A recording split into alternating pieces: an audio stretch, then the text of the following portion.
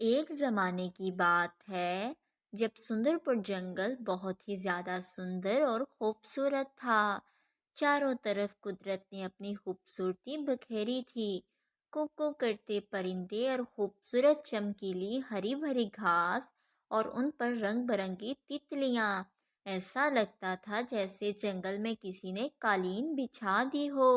جنگل کی خوبصورتی کو دیکھ کر جانوروں اور پرندوں کے دل خوش ہو جاتے تھے۔ ہر طرف رنگ برنگے پھول تھے جن پر تتلیاں اور بھنورے منڈلاتے رہتے۔ یہ کہانی اس زمانے کی ہے جب لوگوں کو آگ کا پتہ نہیں تھا۔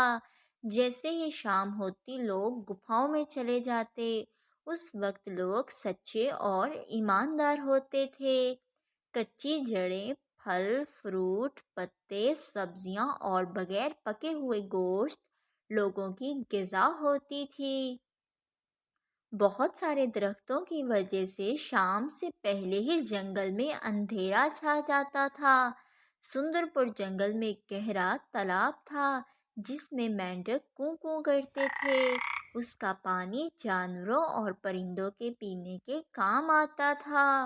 اسی تالاب کے کنارے ایک پیپل کا درخت تھا جس پر ایک نیلم چڑیا اپنا گھونسلہ بنا کر رہتی تھی۔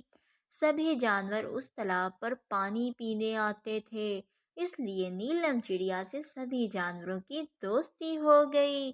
نیلم چڑیا کی ایک عادت سبھی جانوروں کو بہت اچھی لگتی تھی، وہ تھی اس کی دوسروں کی مدد کرنے کی عادت۔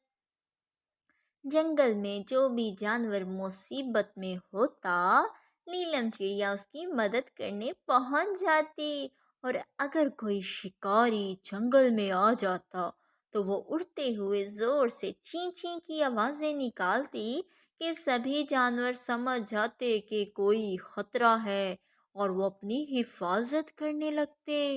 شام کے گھنے سائے کی وجہ سے نیلم چڑیا کے گھونسلے میں بہت اندھیرا ہوتا تھا اور اس کے ننھے ننھے بچے باہر جانے کی ضد کیا کرتے تھے۔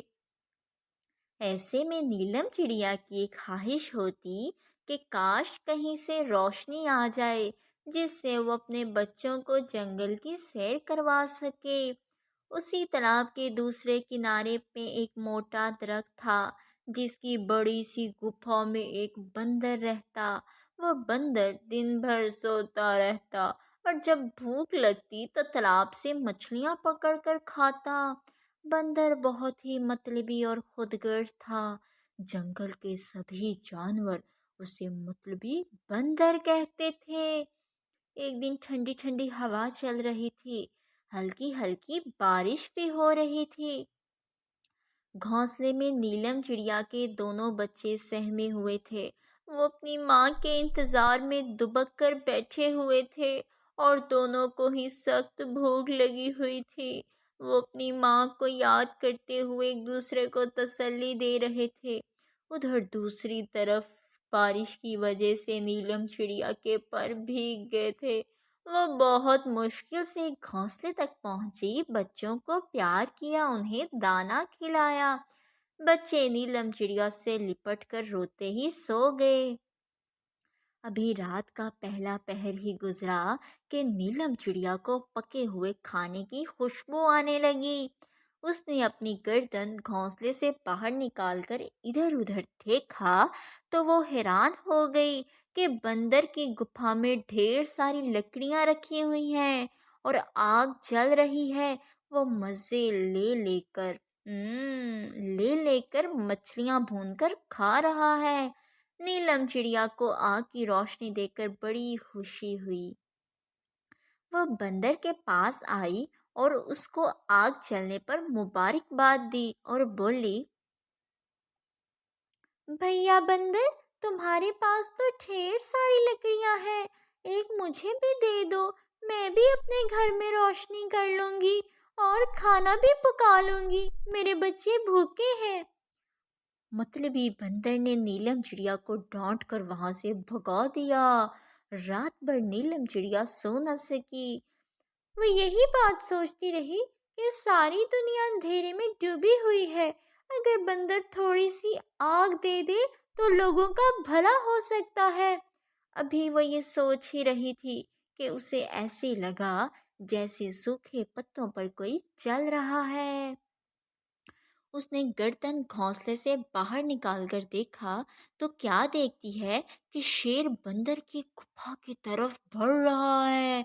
सख्त सर्दी का मौसम था। दरख्त की गुफा में आग की गर्मी की वजह से बंदर बहुत गहरी नींद सोया हुआ था। तब ही नीलम चिड़िया ने चींची का शोर मचा दिया। नीलम चिड़िया की चीख सुनकर बंदर नींद से जाग गया। उसके शोर से बंदर ही नहीं बल्कि दूसरे जानवर भी जाग उठे और नीलम के घोंसले की तरफ बढ़ने लगे। इतने सारे जानवरों को देखकर शेर फौरन डर कर वहां से भाग गया। उसके बाद सभी जानवरों ने नीलम की खूब तारीफ की। मतलबी बंदर को जब हकीकत समझ में आई तो शर्मिंदगी से उसका सर झुक गया। उसने दूसरे दिन नीलम चिड़िया को कई सारी लकड़ियां दी और कहा कि बहन मुझे माफ कर दो। अगर तुम ना होती तो शेर तो मुझे कब का खा चुका होता। अगर आज मैं जिंदा बचा हूँ तो वो तुम्हारी होशियारी की वजह से। लो ये लकड़ियां आग जलाकर अपने घर में रोशनी भी कर लो और खाना भी पका लो।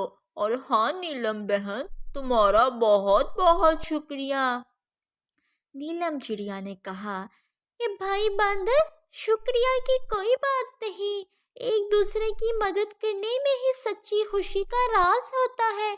ये तो मेरा फर्ज था कि मैं तुम्हारे काम आ सकी। ये मेरे लिए बड़े एजाज की बात है। बंदर मियाँ बहुत शर्मिंदा हुआ और उस दिन के बाद से जंगल के सभी जानवरों के साथ मिलजुल कर रहने लगा और अपनी गुफा में से उसने चंद जलती हुई लकड़ियां नीलम चिड़िया को दे दी। नीलम ने उस लकड़ी से पहले तो अपने घोंसले में रोशनी की, खाना पकाया और पूरे जंगल और आसपास के जंगलों में हत्ता के जहाँ जहाँ रोशनी नहीं थी वहाँ वहाँ पहुँचकर उसने रोशनी फैलाई।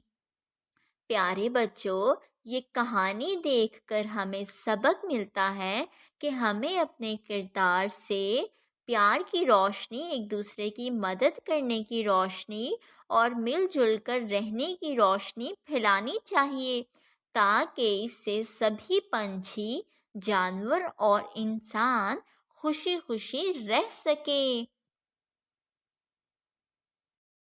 Keep watching Choo Choo TV. Subscribe our channel Choo Choo TV.